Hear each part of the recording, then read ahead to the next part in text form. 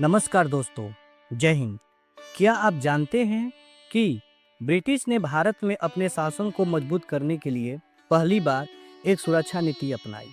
इसे ring fence की नीति कही जाती है। लेकिन ये नीति भारतीयों के हित में थी या सिर्फ अंग्रेजों की एक चाल थी? आइए जानते हैं पूरे वीडियो में कि ये नीति क्या थी। तो आप इस पूरे वीडियो में अंत तक बने रहें। आपको ये पूरी नीति समझ में आएगी कि आखिर ये नीति थी क्या।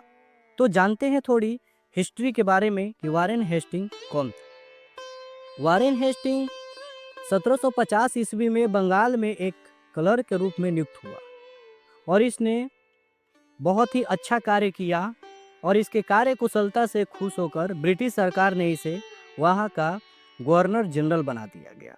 1772 तक ये बंगाल का गवर्नर था, लेकिन 1773 के रेगुलेटिंग एक्ट आया और इस रेगुलेटिंग एक्ट के तहत इसे बंगाल के गवर्नर जनरल बना दिया गया। जब इसे बंगाल का गवर्नर जनरल बना दिया गया तो ये कई महत्वपूर्ण कार्य किए और इसमें से एक महत्वपूर्ण कार्य में इन्होंने सुरक्षा प्रकोष्ठ की नीति, रिंग फेंस की नीति अपनाई।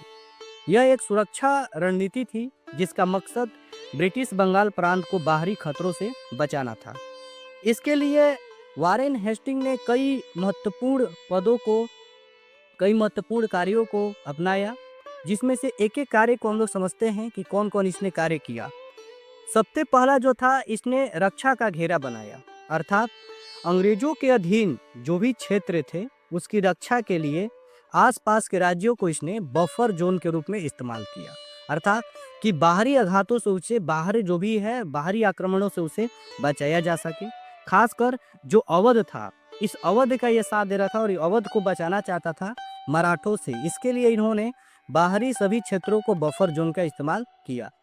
दूसरा, इसने मित्र राज्यों की सहायता।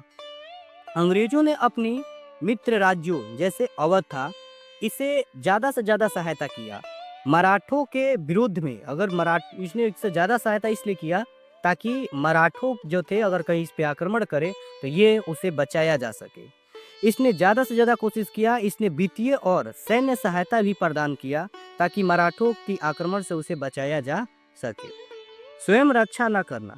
अंग्रेजों ने प्रत्यक्ष सैन्य संघर्ष से बचने के लिए कोशिश किया और स्थानीय शासकों को खुद अपनी सुरक्षा करने के लिए प्रेरित किया। ये खुद नहीं, स्थानीय शासकों को प्रेरित किया कि वो इसकी रक्षा करे।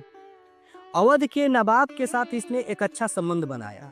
वारेन हेस्टिंग ने अवध के नवाब को मजबूत किया ताकि वह मराठों और रोहिला के खिलाफ एक रक्षक के रूप में कार्य करे और कोशिश किया कि हम ज़्यादा से ज़्यादा यानी भारतीयों की मदद से ही ये अपना बचाव करना चाहा और इस तरह से इसने पूरी तरह से एक रणनीति बनाई। तो देखते हैं कि इसमें अंग्रेजों के क्या फायदा हुआ था। ब्रिटिश जो था, बंगाल को बाहरी हमलों से सुरक्षा मिली। अंग्रेजों को भारतीय राज्य की राजनीति में दखल करने का अधिकार मिल गया। तो यहाँ से जो ब्रिटिश है उसको दो फायदा हुआ कि ब्रिटिश बंगाल को बाहरी हमलों से सुरक्षा मिली और अंग्रेजों को भारतीय जो राजनीति है इसमें दखल करने का एक अधिकार प्राप्त हो गया। भारत को क्या हुआ कि भारत को इससे नुकसान क्या देखने को मिला, तो भारतीय राज्यों को ब्रिटिश पर निर्भरता बना दिया गया। अंग्रेजों ने स्थानीय शासकों को धीरे धीरे करके कमजोर बना दिया गया और कमजोर बनाया और धीरे धीरे करके भारत में ब्रिटिश हस्तक्षेप बढ़ता चला गया। तो दोस्तों, क्या आपको क्या लगता है कि रिंग फेंस की जो नीति थी ये सुरक्षा की एक नीति थी या ब्रिटिशों की एक चाल थी, या वो अपने आप को मजबूत करना चाहते थे? आपको जो भी चीजें समझ में आ रही है आप कमेंट बॉक्स में एक प्यारा सा कमेंट जरूर करें कि क्या ब्रिटिश ये खुद को मजबूत करने के लिए ये चाल चले थे या सच में वो भारत के लिए कुछ अच्छी नीति बना रहे थे। तो इस बात का एक प्यारा सा कमेंट जरूर करें। जय हिंद।